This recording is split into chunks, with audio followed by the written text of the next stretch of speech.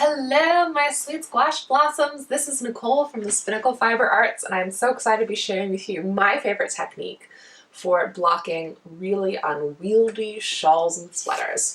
So I'm here with my Mirror Flores shawl.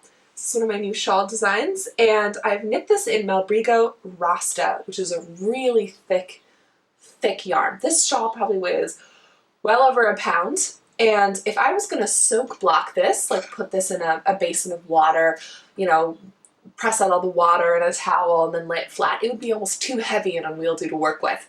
So I prefer using a little spray bottle to eliminate that problem entirely. So I have the bottle. Not gonna lie, this bottle was purchased to water my air plant. And yeah, I definitely use it to block sweaters more than I water my air plant. I'm sorry, I took the word air plant too literally. I will water it more in the future. I also have T-pins.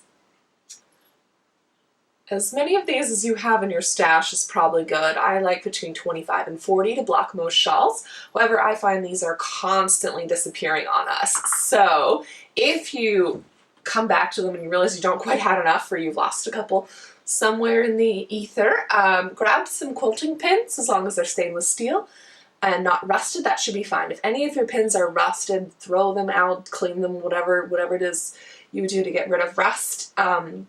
If there's any rust on them, they can damage your product by putting some discoloration onto the fabric, and it's very hard to get rid of.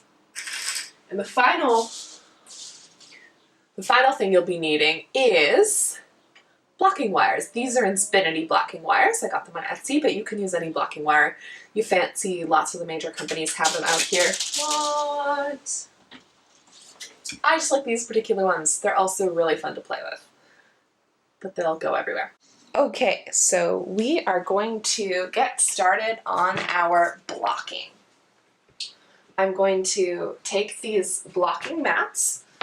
You can pick these up at your local home hardware store and the like. They're much cheaper than the ones labeled as knitting blocking mats, so just a little tip there.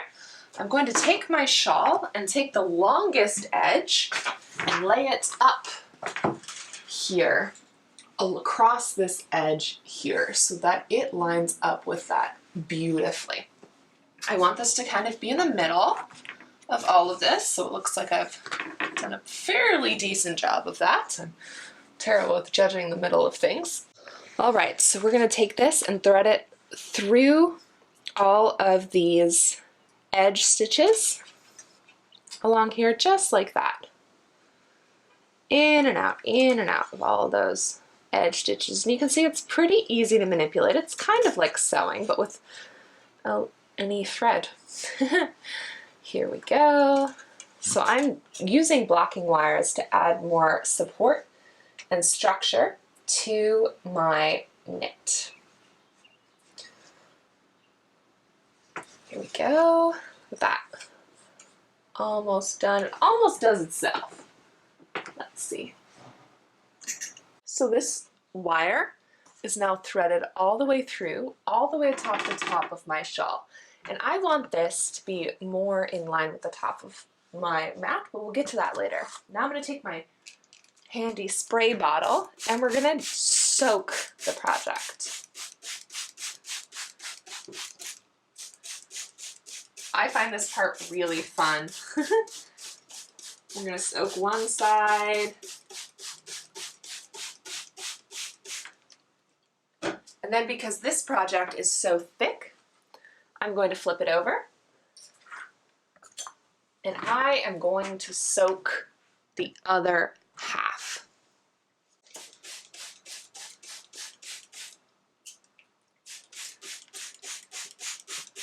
All right. That is wet on both sides. I'm going to flip it over again so that this is in the center. This here is going to be aligned all the way in the center of the project. This is going to be at the very top edge along there. Now, we're gonna take our pins. So many pins, right? We're gonna catch it on the other side of this wire, so the wire is really providing some stability. And I'm gonna pin these, starting at one end, leaving about a hand's breadth between the two. And just start poking some yarn. Look at that. I want it aligned at the top, but we're gonna go back and fix this later. I find no matter if I think I put my pins in the right place, when I get to the end, I find that I always need to go back and adjust them a little because we are doing an aggressive block, right? We designers love that term, and most shawls you're gonna see that phrase, block aggressively. And it's my same policy for haters and people who discriminate. You just block them out aggressively. And we will do that too for our shawl. I like there to be a slight wave that comes off these Miraflores patterns. So I like to block them so they have a little bit of a point here and it makes a wavy edge of my shawl. If you don't want that for your shawl, grab another wire and thread that through here and we'll do the same as we did on that. But just trying to keep an eye to make a triangle. Keep an eye on making a triangle. However, I'm going to block them in points, and this is a really cool way to make your shawl a little bit different. We block because it introduces to the textile how we want it to lay when it's dry. So you can block in any manner you fancy, and sometimes the pattern calls for a specific kind, and sometimes they don't. So I'm simply going to take these points, following the motif.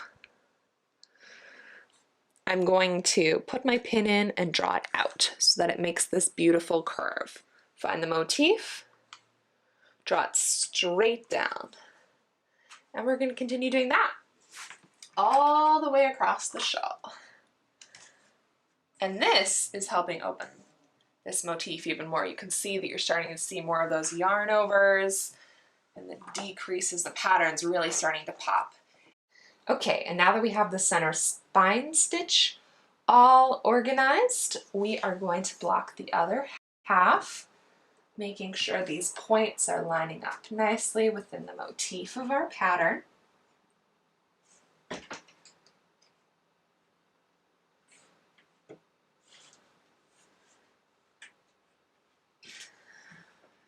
And that looks pretty good. I don't know if I would mess with it much more than that. So that is a shawl blocked. I would go around to just make sure that I thought all the points were evenly pulled out. I'd make sure the top of my shawl, again, was flush against the top of this, because as we're pulling in all of these directions, we are also pulling this edge further from the top. And we just want to make sure that it's all nicely organized. Now I'm just going to turn on a fan and let the fan oscillate over this for a while so that it dries a bit faster, but other than that, it's pretty well done. And that, my sweet squash blossoms, is how we block a beautiful lace shawl. Blocking is one of the most important finishing techniques in a knitter's arsenal. And once you've pulled out all of the pins, all of the blocking wires, you're left with just a beautiful shawl you can curl up in. Dang, this one is toasty though. I feel what truly makes a great knitter is our willingness to make mistakes and learn from them, our willingness to take risks, and our finishing techniques, because those can really make a project pop. Thank you so much for joining me for this tutorial, and I'm looking forward to seeing you guys and sharing more in other videos.